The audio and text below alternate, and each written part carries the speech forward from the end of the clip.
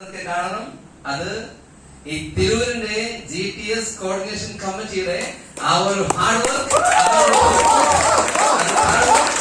അത്രയ്ക്കും മനോഹരം. ഒരു പക്ഷേ ഒരു കമ്പനി സെന്ററിനെ വെല്ലുന്നത് പോലെ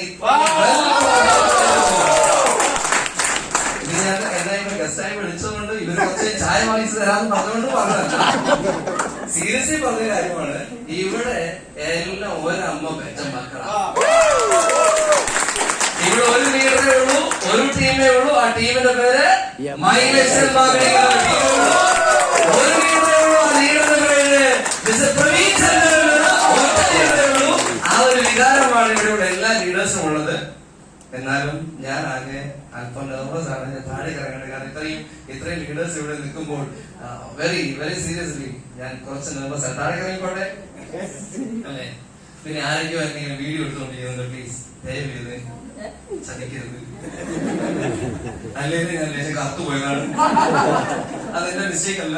ഞങ്ങളുടെ നാട്ടില് വയനാട്ടിൽ ഞങ്ങളെ ഈ ചെറിയ കുട്ടികളൊക്കെ ഇങ്ങനെ എണ്ണ തേച്ച് കുളിപ്പിക്കുന്ന ഒരു പരിപാടിയില്ലേ? നിങ്ങൾ നാട്ടിലുണ്ടോ? ഞങ്ങളുടെ നാട്ടിൽ കുളിപ്പിക്കുമ്പോൾ ഈ കുട്ടിയെ കൊണ്ടുപോയി ഇങ്ങനെ വെയിൽ കാണിച്ചാൽ അത് വിറ്റാമിൻ A, B, C അങ്ങനെ കിട്ടുമല്ലോ. എന്റെ അമ്മ എന്നെ വെയിലത്ത് കൊണ്ടുപോയി വെച്ച് ആകെ കൈൻ്റെ ഉള്ളിൽ മാത്രം പെടുത്തിട്ടുള്ളൂ. അപ്പൊ ചോദിക്കുന്നത് കൈൻ്റെ ഉള്ളിൽ പെടുത്തുന്നത് അത് ഇങ്ങനെയാണ്. പിന്നെ ചില ആൾക്കാർ ഇപ്പൊ കമന്റ് ചെയ്യാൻ തുടങ്ങിയത് സാറെ പല്ലും പെടുത്തിട്ടുണ്ട്. അതിനൊറ്റ കാര്യമുള്ള അന്ന് പല്ല് മുളച്ചിട്ടില്ലല്ലോ. റെഡി? ഓൾറൈറ്റ്. പേര് ഷാരി സെബാസ്റ്റ്യൻ എന്നാണ്. വരുന്നത് വയനാട്ടിൽ നിന്നാണ്. എപ്പോൾ ഞാൻ ഇവിടെ പറഞ്ഞു തുടങ്ങുമ്പോഴേക്കും ഞാൻ ഒരു 20-25 മിനിറ്റ് സംസാരിക്കുമ്പോൾ ഞാൻ എവിടെ തുടങ്ങും എന്ന് ചോദിച്ചാൽ ഞാൻ എന്റെ അപ്പച്ചനിൽ തുടങ്ങും. എന്റെ അപ്പച്ചന്റെ മോനായിട്ട് ജനിച്ചതാണ് എന്റെ ഏറ്റവും വലിയ ഭാഗ്യം എന്ന് ഞാൻ വിശ്വസിക്കുന്നു. എല്ലാവരും അമ്മയെ പറയുമ്പോൾ ഞാൻ അപ്പച്ചൻ എത്തുന്നു. അതിന് വ്യത്യസ്തമായ ഒരു അപ്പച്ചനാണ് എന്റെ അപ്പച്ചൻ. BJPയുടെ അടയാളമാണ്. BJPയുടെ അടയാളം എന്താ? താമരയുടെ പ്രത്യേകത എന്താ?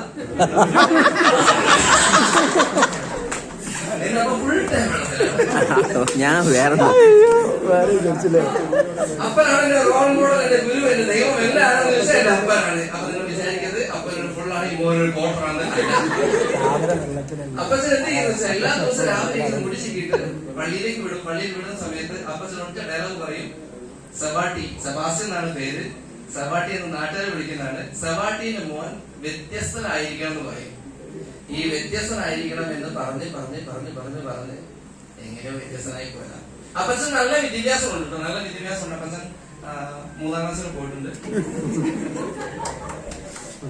എന്റെ വീഡിയോ എടുത്ത് നോക്കാൻ ശ്രദ്ധിക്കും. ഞാനിങ്ങനെ കോമഡി പറഞ്ഞോണ്ടേയിരിക്കുള്ളൂ.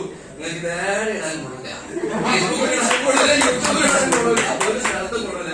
എന്റെ ജീവിതത്തിൽ ആകെ ഞാൻ കണ്ട ഒരു ബോർഡ് ഒന്നേ ഉള്ളൂ, മക്കളെ ചിരിക്കുക, ചിരിപ്പിക്കുക, അത്രയേ ഉള്ളൂ. പിന്നെ ഇടയ്ക്ക് ചിരിക്കുക, ചിന്തിപ്പിക്കുക എന്നുള്ള ചെറിയ പ്രശ്നം കൂടെ എനിക്കുള്ളതുകൊണ്ട് നിങ്ങൾ ചിരിച്ചുകൊണ്ടിരിക്കുക, ചിന്തിച്ചുകൊണ്ടിരിക്കുക. റെഡിയാണോ?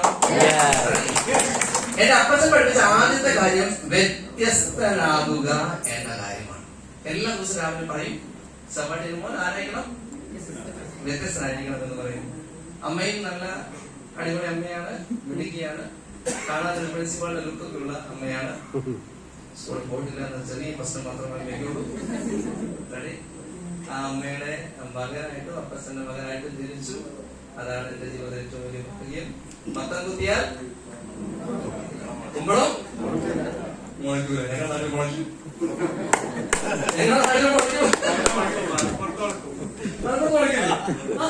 ഞങ്ങളുടെ നാട്ടിൽ മുളയ്ക്കും. അതുകൊണ്ട് തന്നെയാണ് ഞാനിപ്പോ നിങ്ങളുടെ മുന്നിൽ ഇങ്ങനെ നിൽക്കുന്നത്. ഈ ബിസിനസ് വളരെ യാദൃശ്ചികമായി വന്നതൊന്നുമല്ല. പെട്ടതാണ്.